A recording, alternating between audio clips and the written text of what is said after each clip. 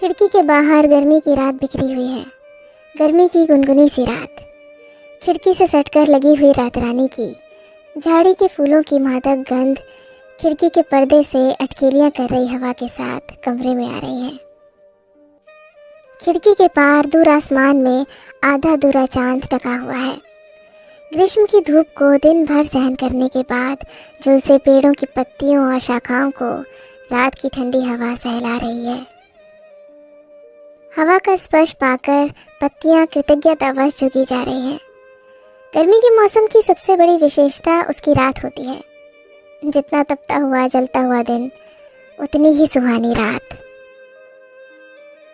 खिड़की से हटकर सोनू अंदर आ गया और अपनी कविता की डायरी लेकर कुर्सी पर बैठ गया।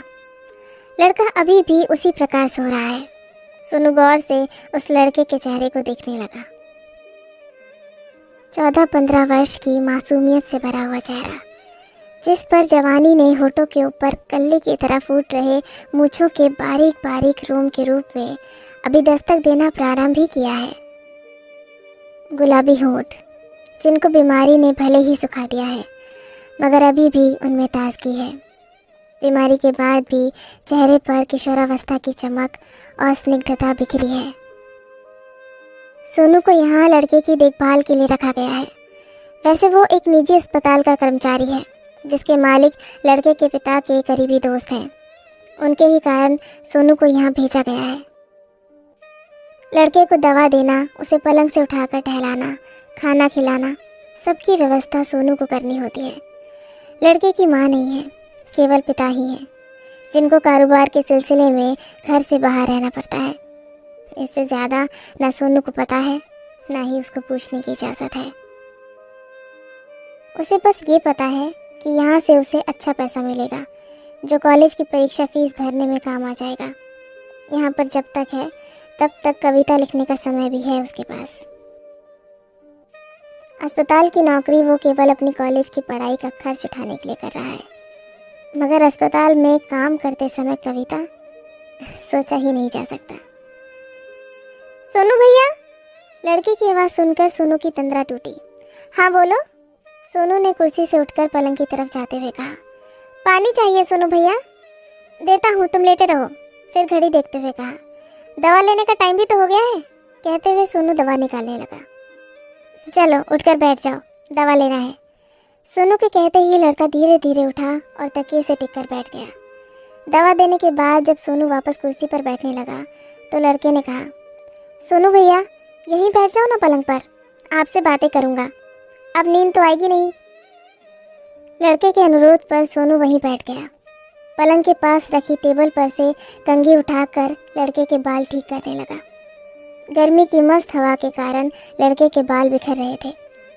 शाम को नहाते समय लड़के ने जिद करके शैम्पू लगाया था और देर तक नहाता रहा था। सोनू भैया, ये प्रेम क्या होता है?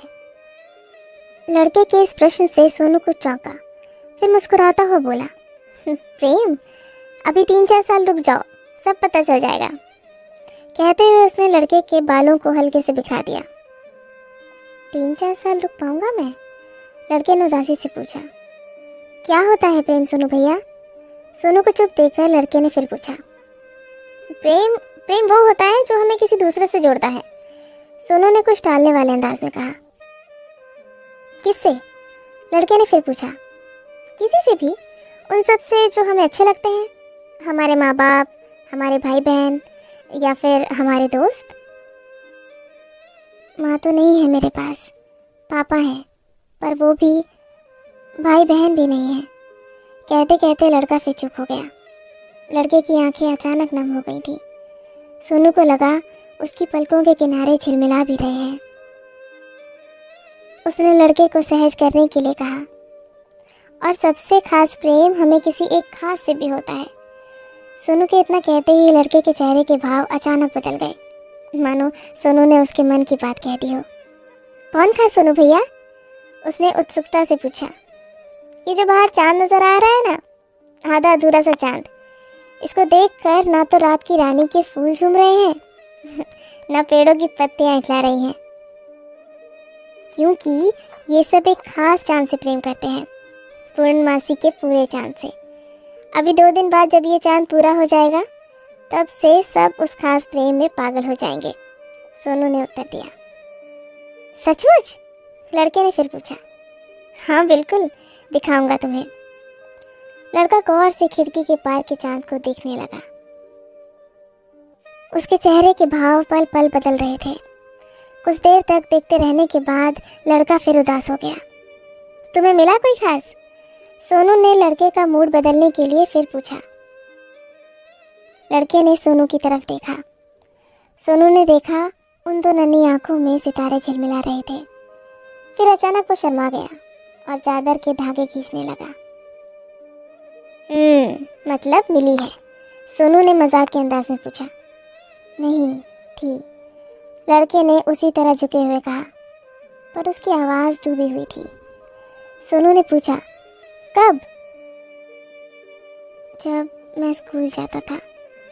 लड़के के स्वर में उदासी थी। उसकी आवाज़ ऐसी थी मानो किसी सुनसान रात में पहाड़ पर लगे पेड़ों पर बर्फ गिर रही हो। सोनू ने फिर पूछा, कौन थी? मेरे साथ ही पढ़ती थी और मेरे साथ वही होता था जो अभी आपने कहा ना कि पूर्णमासी के चांद को देखकर पेड़ों को हो जाता है। खूब बात होती होंगी तब तो उससे, सोनू ने शरारत के लहजे में पूछा। नहीं, बात तो एक बार भी नहीं हुई, हिम्मत ही नहीं होती थी और वो भी शायद बात करना नहीं चाहती थी। लड़के की आंखें बुझ गई थीं। चलो अब जब स्कूल जाना शुरू करो तो सबसे पहले उससे जाकर बात करना, और नहीं कर पाओ तो मुझे ले चलना, मैं तुम्हारी तरफ से बात कर लूँगा। ठीक है? सोनू ने लड़के के सिर पर हाथ रखते हुए कहा। क्यों मजाक करते हो सोनू भैया? अब कहाँ जा पाऊँगा मैं स्कूल? अब तो शायद मम्मी के पास चला जाऊँगा। कहते हुए लड़के ने सिर पर रखा सोनू का हाथ लेकर गोद में रख लिया और दोनों हाथों में दबा लिया। सोनू उसके बालों को सहलाता रहा। कुछ देर बाद जब उसको लगा कि लड़का सो गया है तो उसने आहिस्ता से लड़के का सिर अपनी गोद से उठाकर तकिए पर रखा, उसे चादर उड़ाई और अपने पलंग पर आकर लेट गया। अगले दिन से लड़के की तबीयत बिगड़ने लग गई थी। तेज बुखार में बड़बड़ाता रहता था। सोनू ने सुना कि उसकी बड़बड़ाहट में बार बार मम्मी शब्द आ रहा है। नर्सिंग होम से कई बार डॉक्टर आकर लड़के को देखकर जा चुके थे। बुखार के तीसरे दिन जब डॉक्टर सिन्हा लड़के को देखकर वापस जा रहे थे तब सोनू ने पूछा था, कोई डरने की बात तो नहीं है ना सर? डरने की बात तो है, अब इसे अस्पताल में शिफ्ट करना ही पड़ेगा, ये रिकवर हो ही नहीं पा रहा है। डॉक्टर सिन्हा ने पूछा, इसके पिता कब तक आ जाएंगे? बस शायद परसों तक आ जाएंगे, सर्वेंट बता रहा था कि उनका फ़ोन आया था, सोनू ने जवाब दिया। ठीक है, उनके आते ही इसे शिफ्ट कर देंगे, तब तक ध्यान रखना, कुछ भी हो तो तुरंत खबर करना। कहते हुए डॉक्टर सिन्हा चले गए। सोनू आकर लड़के के सिरहाने बैठ गया और धीरे धीरे उसका सिर दबाने लगा। कुछ देर बाद लड़का कसमसाया और उसने आंखें खोल दी। सोनू को देखा तो मुस्कुरा दिया। उठ गए? चलो अच्छा किया, शाम भी हो गई है। लड़का कुछ देर तक सोनू को देखता रहा, फिर बोला, सोनू भैया, क्या अब मैं उसको कभी नहीं देख पाऊंगा? क्यों नहीं देख पाओगे? मुझे उसका पता या टेलीफोन नंबर दो, अभी बुला लेता हूँ। वो तो मुझे कुछ भी नहीं पता। चलो मैं कल स्कूल जाकर पता कर लूँगा और उसको बुला लाऊंगा, ठीक है? सोनू ने लड़के का उत्साह बढ़ाने के लिए कहा। लड़का फिर अचानक बोला, सोनू भैया, आज पूर्णिमा है ना? आज आपने कुछ दिखाने को कहा था। हाँ भाई, दिखा दूंगा, रात तो होने दो। सोनू भैया, मैं अपनी मम्मी को भी देखना चाहता था पर नहीं देख पाया, ये सब मेरे साथ ही। कहते कहते लड़का चुप हो गया। चलो आज दिखा दूंगा, जब चांद पूरा होगा ना तब उसमें तुमको अपनी मम्मी भी दिखेंगी और वो सब दिखेंगे जिनको तुम प्रेम करते हो। सच? पर मैं उनको छू तो नहीं पाऊंगा ना? लड़का फिर उदास हो गया। क्यों नहीं छू पाओगे?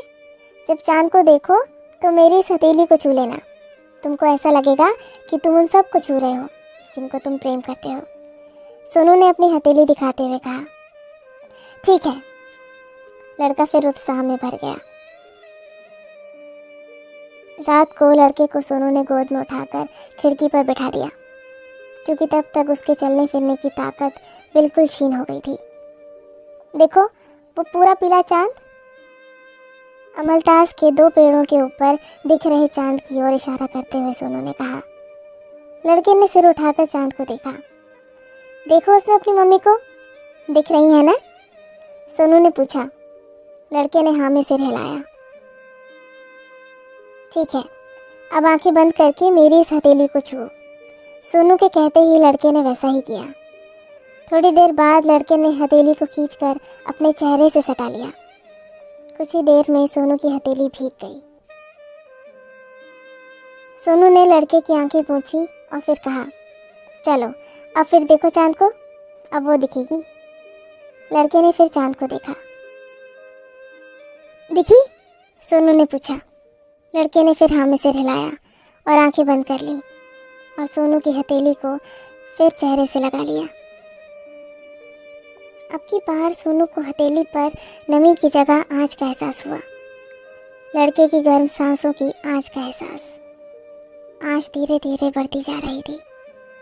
बढ़ते बढ़ते अचानक एकदम ठंडी हो गई और हथेली पर सांसों के टकराने का एहसास भी बंद हो गया।